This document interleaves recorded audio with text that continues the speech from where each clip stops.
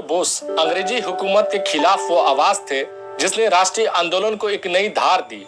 अपने कॉलेज के शुरुआती दिनों में ही वे क्रांति की मशाल जला चुके थे। सुभाष चंद्र बोस का जन्म 23 जनवरी 1897 को उड़ीसा के शहर कटक में हुआ था। अपने स्कूल की शिक्षा के बाद वे प्रेसिडेंसी कॉलेज कोलकाता में प्रवेश लिए, जिसके बाद वे आगे की पढ़ाई करने के लिए कैम्ब्रिज विश्वविद्यालय चले गए। सुभाष चंद्र बोस के पिता की इच्छा थी कि बोस आईसीएस बने। इसके बाद वो वर्ष 1919 में भारतीय सिविल सेवा यानी इंडियन सिविल सर्विसेज आईसीएस की परीक्षा की तैयारी करने के लिए वे लंदन चले गए और वहां उनका चयन भी हुआ। हालांकि बाद में बोस ने सिविल सर्विसेज आईसीएस से त्याग पत्र दे दिया। उन्होंने अपने बड़े भाई को पत्र लिखकर एक सवाल पूछा कि उनके दिलो दिमाग पर स्वामी विवेकानंद और महर्षि अरविंद के आदर्शों ने कब्जा कर रखा है। ऐसे में आईसीएस बनकर वो अंग्रेजों की गुलामी कैसे कर पाएंगे। सुभाष चंद्र बोस विवेकानंद की शिक्षाओं से अत्यधिक प्रभावित थे और वे उन्हें अपना आध्यात्मिक गुरु मानते थे, जबकि चित्तरंजन दास उनके राजनीतिक गुरु थे। बोस अपना त्यागपत्र देने के बाद स्वदेश वापस लौट आए। यहाँ आने के बाद वह वर्ष 1921 में चित्तरंजन दास द्वारा स्वराज पार्टी के प्रकाशित एक समाचार पत्र फॉरवर्ड के संपादक का कार्यभार संभाला, जिसके बाद उनकी सक्रियता भारतीय राष्ट्रीय आंदोलन में शुरू हुई। सुभाष चंद्र बोस बंगाल में कांग्रेस के सचिव पद के लिए भी चुने गए। क्रांतिकारी आंदोलन से संबंधित होने के कारण उन्हें कई बार जेल भी जाना पड़ा। वर्ष 1938 में हरिपुरा में सुभाष चंद्र बोस भारतीय राष्ट्रीय कांग्रेस के अध्यक्ष चुने गए। इसके बाद वे वर्ष 1939 में त्रिपुरी में भी बोस फिर से एक बार कांग्रेस के अध्यक्ष चुने गए, लेकिन गांधी जी पट्टामी सीतारामैया को अध्यक्ष बनाना चाहते थे। जिसके बाद गांधी जी से विवाद होने के बाद सुभाष चंद्र बोस ने अध्यक्ष पद से इस्तीफा दे दिया और फॉरवर्ड ब्लॉक का गठन किया। नेताजी सुभाष चंद्र बोस ने आजादी की लड़ाई के लिए विदेशी मदद जुटाने की ठान ली थी। कलकत्ता में पुलिस की नजरबंदी को चकमा देकर वो सुभाष बाबू जर्मनी पहुंच गए, जहां पर नेताजी की मुलाकात हिटलर से हुई, जिसने ब्रिटिश हुकूमत के खिलाफ मदद करने के लिए सुभाष चंद्र बोस को वादा किया। साल 1942 में जर्मनी में ही नेताजी ने के द्वारा आजाद हिंद रेडियो का आरंभ किया गया, जिसका उद्देश्य था भारतीयों को अंग्रेजी हुकूमत से स्वतंत्रता प्राप्त करने हेतु संघर्ष करने के लिए प्रचार प्रसार करना था।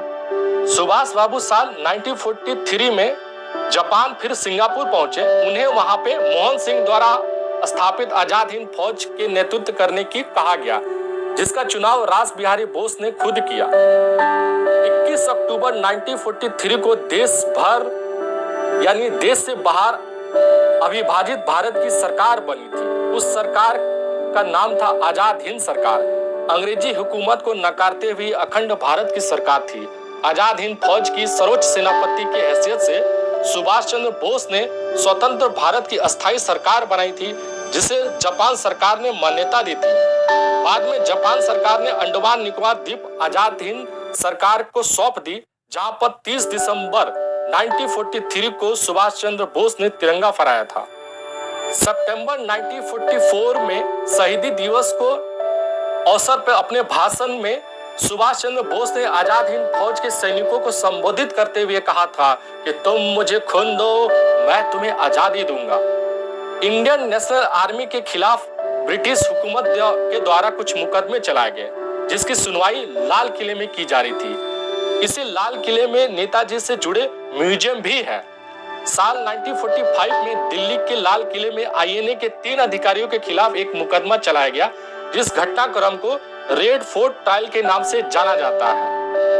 अंग्रेजों को धूल चटाने के बाद नेताजी की मौत एक बड़ी ही रहस्यमय तरीके से हुई। 1945 में जापान दूसरा विश्व युद्ध हार चुका था और अंग्रेज नेताजी के पीछे पड़े हुए थे। इसे देखते हुए उन्होंने रूस की मदद लेने की ठान ली थी। 18 अगस्त 1945 को नेताजी हवाई जहाज से मंचूरिया की तरफ उड़ान भरी। इसी सफर के दौरान वह दुनिया के लिए लापता हो गए, गायब से हो गए। बताया गया कि 18 अगस्त को नेताजी का हवाई जहाज ताइवान की भूमि पर दुर्घटनाग्रस्त हो गया, लेकिन आज भी उनकी मौत की घटना पूरी दुनिया के लिए एक रहस्य की तरह है, जो कई शंकाओं को आशंकित करती है। पिताजी की मौत के रहस्यों का पता लगाने के लिए न जाने कई कमेटी और गठन हुआ था, लेकिन उसका कोई नतीजा ना मिला, कोई हासिल नहीं हुआ। नेताजी सुभाष चंद्र बोस के जन्म जयंती 23 जनवरी को पराक्रम दिवस के रूप में मनाया जाता है। आज जब हम आजादी का अमृत महोत्सव बना रहे हैं तो इसका उत्सव और भी